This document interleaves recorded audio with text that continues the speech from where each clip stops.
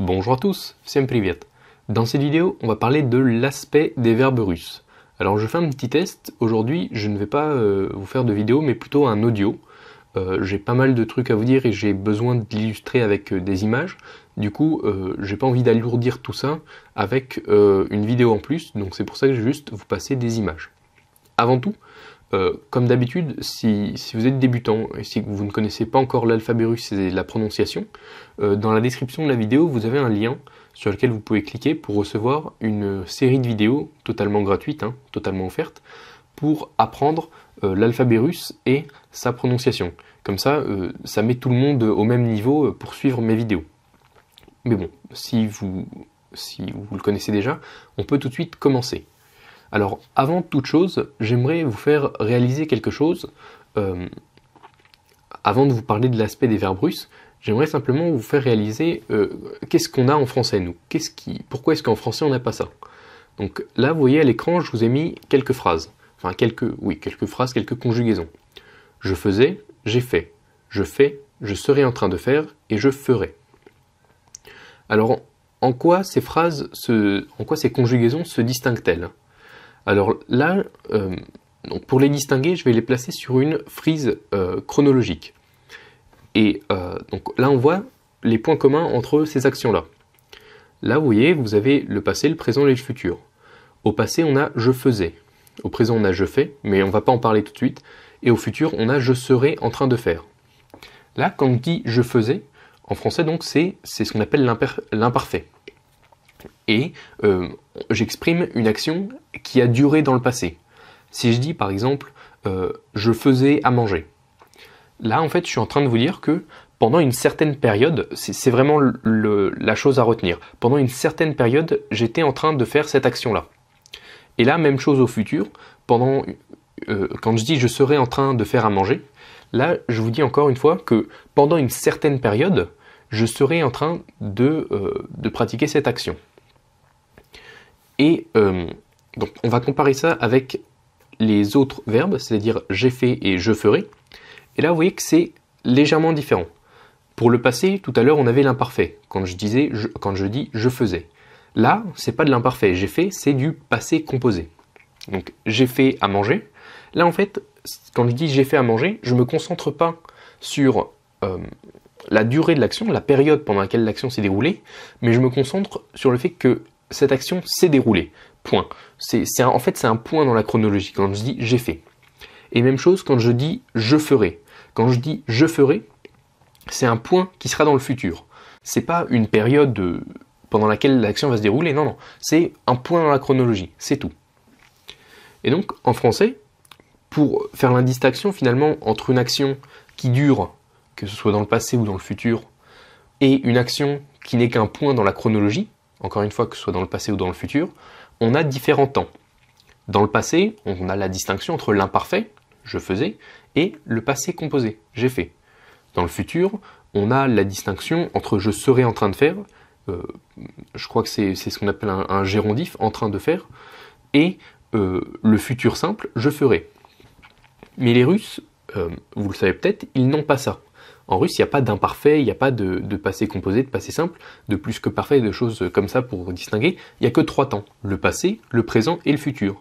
Du coup, comment est-ce que font les Russes pour faire la distinction entre ces phrases? Eh bien, c'est là que on va rentrer en compte l'aspect du verbe russe. Donc là, vous voyez, imperfectif et perfectif. Je vous ai mis la distinction entre les deux. Alors qu'en français, on a différents temps, les Russes, eux, ils ont ce qu'on appelle l'aspect. Quand on va vouloir exprimer une action, une période, enfin la période pendant laquelle l'action s'est déroulée, que ce soit dans le passé et dans le futur, ou bien le présent, en russe, on va utiliser l'imperfectif. Et par contre, si on veut parler d'un point dans la chronologie, que ce soit dans le passé ou dans le futur, mais attention, ça ne fonctionne pas au présent, là, on va utiliser le perfectif. Mais concrètement, qu'est-ce que c'est que imperfectif et perfectif? Je vais vous donner un exemple tout de suite. Là, vous voyez le verbe faire. En français, donc, faire, on peut le conjuguer à plusieurs temps. L'imparfait, le passé composé, bref, comme je vous ai montré tout à l'heure. en russe, faire a deux traductions. Делать, donc le premier là, et сделать, le deuxième. Et en fait, ces traductions-là, c'est le cas pour tous les verbes russes. Bon, il y a quelques exceptions bien sûr, mais pour la grande majorité, c'est le cas. C'est-à-dire que vous aurez une version imperfectif et une version perfectif. Et c'est pas ça se fait pas nécessairement en rajoutant un S. Pour certains verbes, ça va être on va rajouter po devant, po. Pour d'autres, on va rajouter on va modifier la racine du mot. Pour d'autres même, c'est le verbe qui va complètement changer.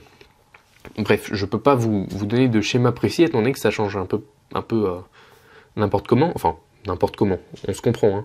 Il y a certaines règles qui fixent ça, mais globalement, dès que vous allez apprendre un verbe russe, en fait, vous allez en apprendre deux. Son imperfectif et son perfectif. Делать et сделать, ça veut dire exactement la même chose. Mais, quand vous allez les conjuguer, on revient donc sur le petit schéma que je vous ai fait là. Si vous voulez exprimer une action au présent, vous êtes obligé d'utiliser l'imperfectif. Et donc, vous allez utiliser делать, donc la version imperfective. Même chose si vous voulez exprimer une action que vous avez faite dans le passé ou dans le futur, mais que vous voulez vous concentrer sur le fait que cette action ait duré.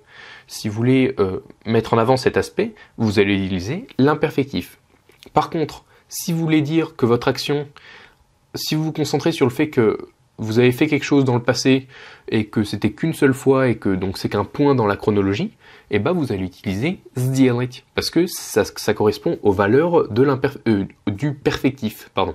Aussi, je ne vais pas vous expliquer comment est-ce qu'on conjugue les verbes dans cette vidéo.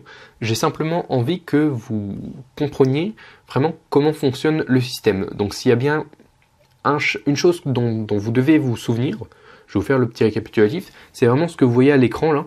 Le schéma, c'est vraiment, si vous ne comprenez pas ça, vous n'arriverez jamais à conjuguer des verbes russes. Donc ça, vraiment, c'est très important.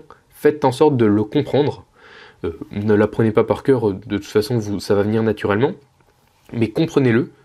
Ce que vous devez comprendre aussi, la deuxième chose à comprendre, c'est que tous les verbes français ont deux traductions en russe.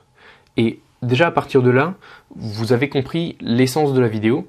Vous pouvez continuer dans votre apprentissage, vous êtes très bien parti. Donc voilà, la vidéo est terminée. Si ça vous intéresse d'aller plus loin, je vous ai mis plusieurs liens dans la description de la vidéo. Donc comme je vous l'ai dit, le premier, c'est celui pour recevoir la vidéo sur l'alphabet. On en a déjà parlé, je vais pas me répéter. Le deuxième, c'est le lien vers démarrage efficace. Donc vous voyez, il y a écrit démarrage efficace. Qu'est-ce que c'est? C'est un programme payant. Donc je sais que c'est pas fait pour tout le monde. Hein. C'est pour ça que j'en parle qu'à la fin de la vidéo. Ça pourrait vous intéresser dans la mesure où vraiment dans ce programme-là, on voit complètement comment fonctionne le verbe russe. Je vous donne un peu plus d'exemples pour que vous puissiez bien intégrer la notion de l'aspect du verbe russe.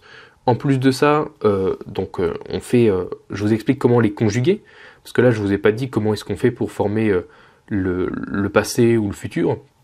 Dans le programme, on aura le temps de voir tout ça. En plus de ça, bon, c'est pas la seule chose, hein. On approfondit un peu la prononciation, on voit des expressions usuelles, des mots de vocabulaire, bref, on voit plein de choses. Je vous donne aussi une méthode pour apprendre le vocabulaire plus facilement. Bref, tout ça c'est dans la description. Je pense vraiment que ça pourrait vous intéresser parce que c'est exactement, enfin si vous êtes en ce moment en train d'apprendre les verbes russes, ça pourrait vraiment vous intéresser. Le troisième lien, le dernier du coup, c'est pour les cours particuliers. Certaines personnes préfèrent prendre des cours particuliers avec moi et du coup je vous ai mis aussi un lien pour vous renseigner sur comment se passent les cours particuliers. Donc comment me contacter, combien ça coûte, etc. Donc toutes les informations sont dans la description. En attendant, donc je vous remercie pour votre visionnage et je vous dis à tous, пока. Ясно стало теперь. Столько лет я спорил с судьбой ради этой встречи с тобой. Мерз я где-то, плыл за моря. Знаю, это было не зря. Все на свете было не зря. Не напрасно было.